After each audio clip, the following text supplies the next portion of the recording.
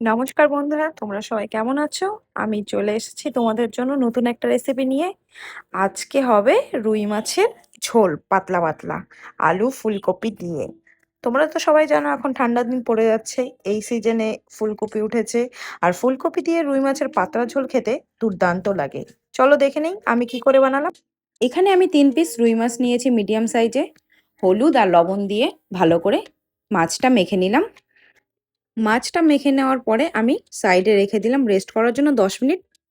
আর ফুলকপি, আলু, লঙ্কা, টমেটো এসব আমি আগে থেকেই কেটে রেখেছিলাম। এইবার আমি এগুলো সেদ্ধ করে নিব, কারণ ফুলকপি আর আলুটা একটু যদি সেদ্ধ না করা হয় একটা কেমন একটা ফুলকপিতে গন্ধ হয়, তোমরা সবাই ভালো মতন জানো। আর এই সিজনের ফুলকপিতে অনেক রকমের নোংরা থাকে, তার জন্য আমার মনে হয় ফুলকপিটা একটু সেদ্ধ করে নেওয়াটাই বেটার। এবার গ্যাস জ্বালিয়ে আমি প্যানের মধ্যে জল নিয়ে ওর মধ্যে ফুলকপি আর আলুটা সেদ্ধ করার জন্য দিয়ে দিলাম, সাথে একটু পরিমাণ মতো লবণ দিয়ে দিলাম। 5 মিনিট আমি সেদ্ধ করার জন্য গ্যাসে বসিয়ে দিলাম। এইবার হলো মশলাগুলো, কি কি মশলা দিব। 1 চামচ আমি জিরার গুঁড়ো নিয়েছি, 1 চামচ ধনিয়ার গুঁড়ো, 1 চামচ হলুদের গুঁড়ো আর 1 চামচ কাশ্মীরি গুঁড়ো।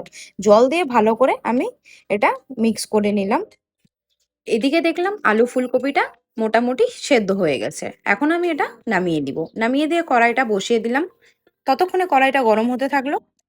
কড়াইটা ভালো করে গরম করে আমি এখানে সর্ষের তেল দিয়ে দিলাম পরিমাণ মতো। সর্ষের তেলটা একটু গরম করে নিলাম।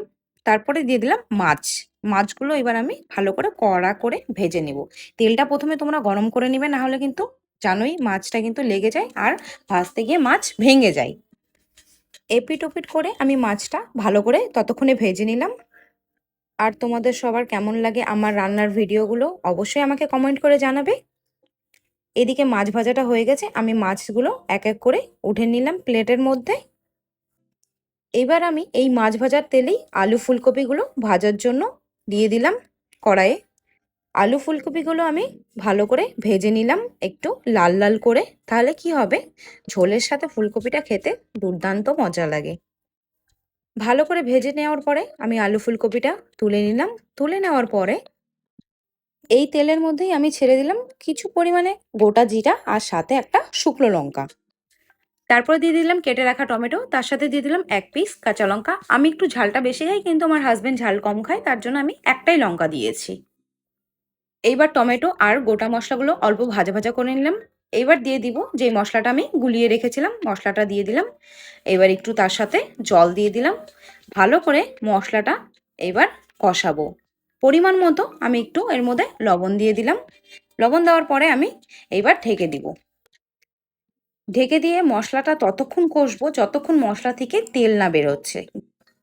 ঢাকনাটা খুলে দেখি মশলাটা বেশ ভালোভাবে কষে গেছে। এখন আমি ভেজে রাখা ফুলকপি আর আলুটা দিয়ে দিব মশলার মধ্যে।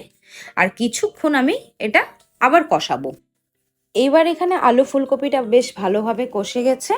এবার এর মধ্যে দিয়ে দিব পরিমাণ মতো গরম জল। একটা কথা মাথায় রাখবে, যে কোনো মাছের ঝোল হোক বা তোমাদের মাংসের ঝোল হোক, গরম জলটা অবশ্যই দিবে। গরম জল দিলে কি হয়, রান্নার টেস্টটা দারুণ হয়। আমি তো সবসময় গরম জলটাই ইউজ করি। এখন গ্যাসের ফ্লেমটা হাই আছে। এখন আমি একটু ঢেকে দিব। আরও 2 থেকে 3 মিনিট ঝোলটাকে ভালো করে ফুটিয়ে নিব। এবার ঢাকনাটা খুলে দেখি বেশ ভালোভাবে ঝোলটা ফুটে গেছে। এখন আমি এর মধ্যে দিয়ে দিব মাছগুলো, ভেজে রাখা মাছ। এবার এক এক করে মাছগুলো দিয়ে দিলাম। তারপরে ভালো করে এপিট ওপিট করে 2 থেকে 3 মিনিট ঝোলটাকে ফুটাবো। গ্যাসের ফ্লেমটা একদম হাই আছে এখন।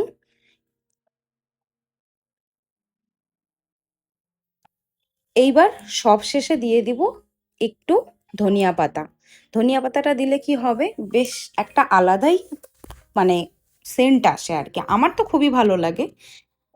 আর তোমরা যারা যারা আমার চ্যানেলটাকে এখনো সাবস্ক্রাইব করোনি, যাও তাড়াতাড়ি গিয়ে সাবস্ক্রাইব করে দাও। আর কেমন লাগে আমার রান্নাগুলো তোমরা সবাই অবশ্যই জানাবে। এরপরে আবার তোমাদের সাথে নিয়ে আসবো নেক্সট ভিডিও। ভালো থাকবে।